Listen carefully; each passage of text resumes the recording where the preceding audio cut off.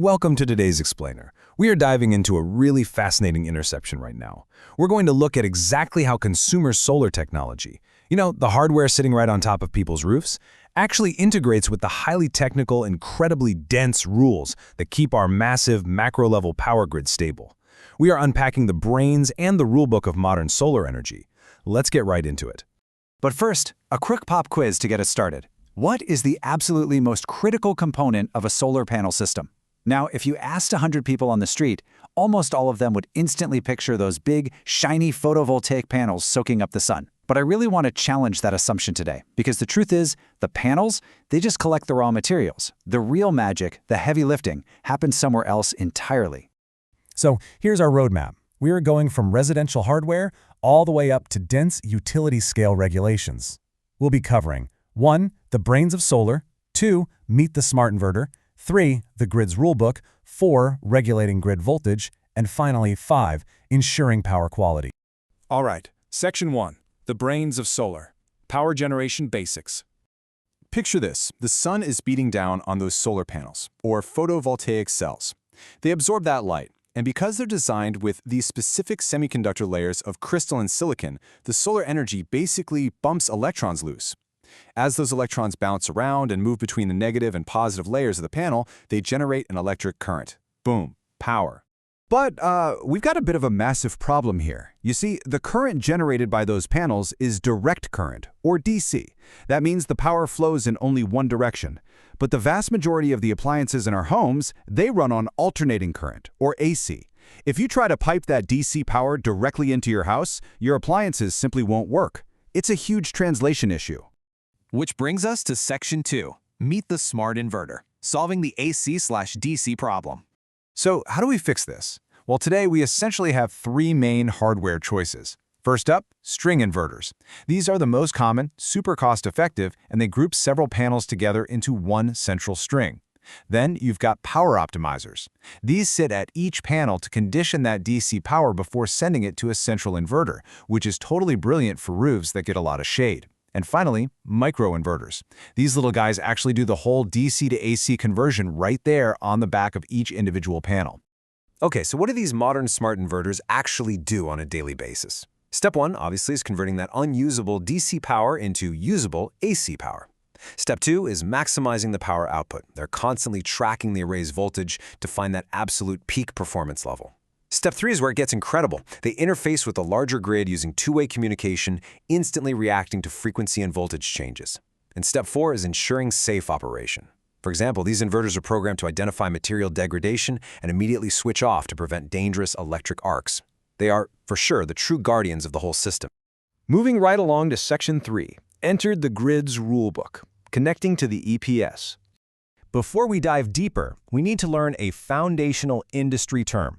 Actually, scratch that. It's an acronym, DER, which stands for Distributed Energy Resource.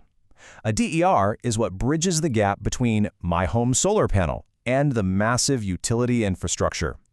The second your smart inverter connects your home to the outside world, your house officially becomes a distributed energy resource. And you really have to consider the scale of the national power grid, what engineers call the area EPS, or Area Electric Power System. It is mind-bogglingly massive. Imagine millions of wind turbines, huge solar fields, and everyday residential roofs all pumping fluctuating power into this one system simultaneously. Without a universal language and an incredibly strict rulebook, the grid would experience absolute, literal chaos. Enter the ultimate grid traffic cop, the IEEE 1547 standard. This is a uniform, universal, and totally technology-neutral standard that outlines the functional requirements for exactly how a DER connects to the grid. And, importantly, take a look at what it is not. It is not a design handbook. And it's definitely not a legal interconnection agreement. It is purely the technical baseline for safe, standardized grid interaction. Section 4. Regulating grid voltage. Safe integration specs. So this IEEE 1547 standard breaks distributed energy resources down into categories. Category A covers the bare minimum performance capabilities needed for areas where the DER penetration in the distribution system is pretty low. But Category B, that specifies supplemental capabilities. These are absolutely required for local grids that have high solar penetration or where the overall power output is subject to frequent, really large variations. As solar adoption explodes, Category B rules are literally what keep the lights on. To actually process these rules, the smart inverter uses something called volt-var mode.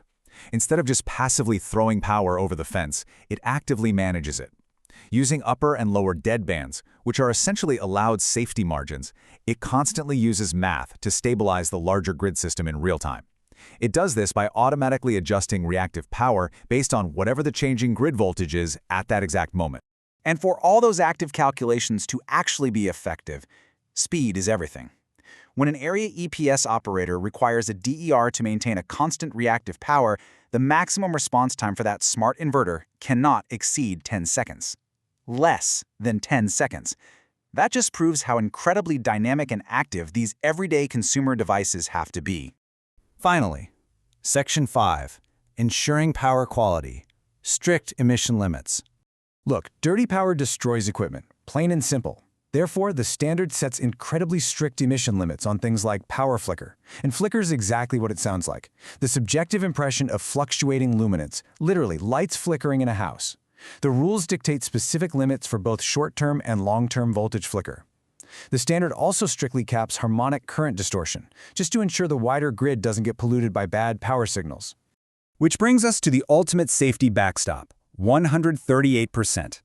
The rulebook strictly mandates that a distributed energy resource must never cause the fundamental frequency voltage on any portion of the grid to exceed 138% of its nominal value for a duration exceeding one single fundamental frequency period. It is an absolute, non-negotiable hard ceiling to prevent catastrophic overvoltage from literally frying the local power infrastructure. Well, we've covered a tremendous amount of ground today. From the basic silicon sitting on your roof, to the smart inverters acting as the system's vital brains, right down to the strict 138% overvoltage limits that keep our entire national grid from collapsing. Which leaves us with a pretty provocative thought to chew on.